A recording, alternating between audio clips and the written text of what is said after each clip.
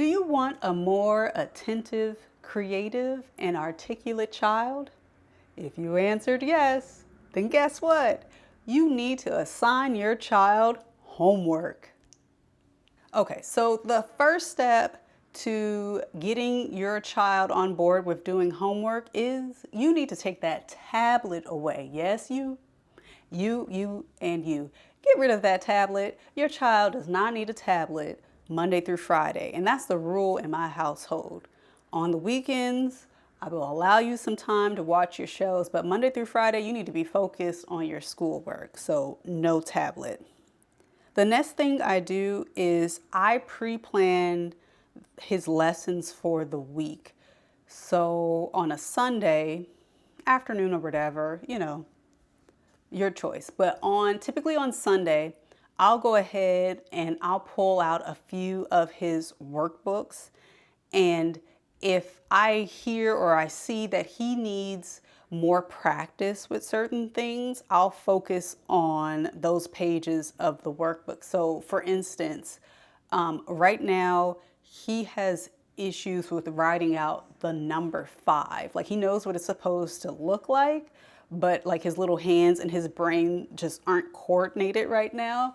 So I'll go ahead and I'll pull out a page for, tracing the number 5 and writing it out in letters.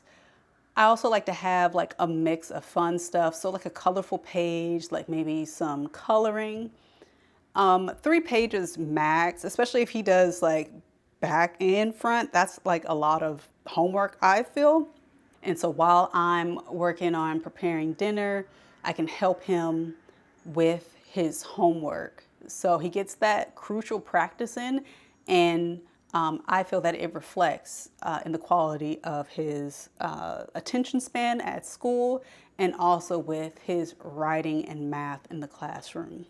Another thing you need to keep in mind is you need to time the homework for your child. VeVe, what do you mean?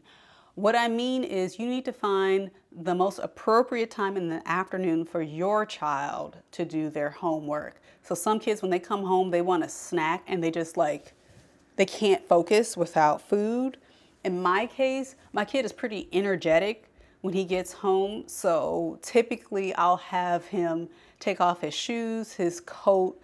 He'll take a bathroom break. I'll have him wash his hands, and then I'll have him come out and I'll have the homework. He'll take the homework off of the refrigerator, get a pen or a crayon, and I'll sit there with him and help him with his homework. I will also be preparing dinner as well. So I'm like doing a little bit of multitasking, but he has my full attention. I can sit there and help him with his letters and his numbers.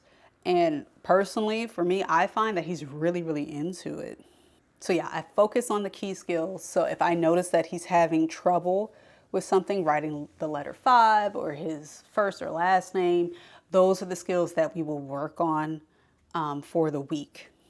Now, when I do want to treat him to the tablet on the weekend, I see and I treat the tablet as an extension of his education. So I'll go ahead and find educational programming that corresponds with his lesson plans at school. So every week his school will send us their weekly lesson plan. So I'll see like, okay, this week they're learning about space.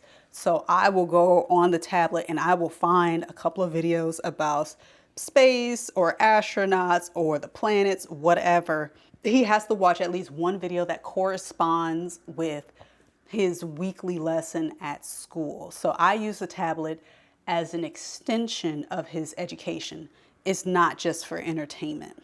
Another thing that I do is I use the parent-teacher conference as a way to gain feedback on what's working or what isn't working. So earlier today, I had a parent-teacher conference and I'll ask, and I did ask. I said, hey, how is he doing with this? Like, he's been having issues with writing the number 5. I've been working on that with him. Have you seen improvement? And they'll give honest feedback like, oh, yes, I've noticed that he's doing much better writing out his numbers.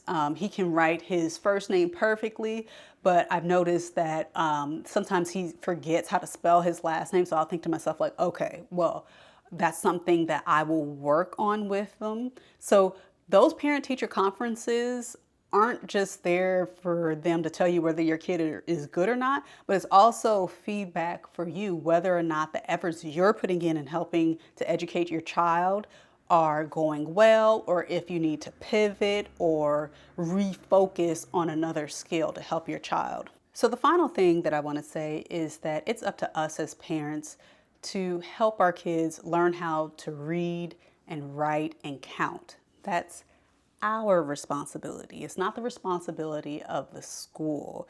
So I do encourage you to go ahead and take the lead in your child's education. Sometimes I feel like I'm not doing enough, but I'm hyper aware that these early years are super, super important. Go ahead and get some education books. You can go to Lakeshore or just order something offline and get your child in the habit when they're young of doing homework.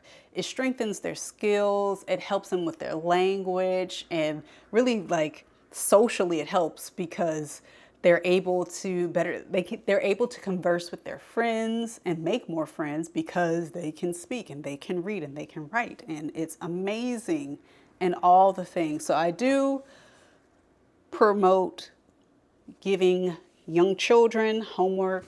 It's been great, and it's helped my kid immensely with his language and learning skills. And I find that he's more creative. He'll tell himself little stories. He's more imaginative, and he's more confident in his writing and in his interactions with people. That's what I have for you today. If you found any of this helpful, please like and comment below. If you have any questions, or if you have any video ideas that you want me to do, let me know in the comments. All right, thank you so much, and I'll see you in the next one.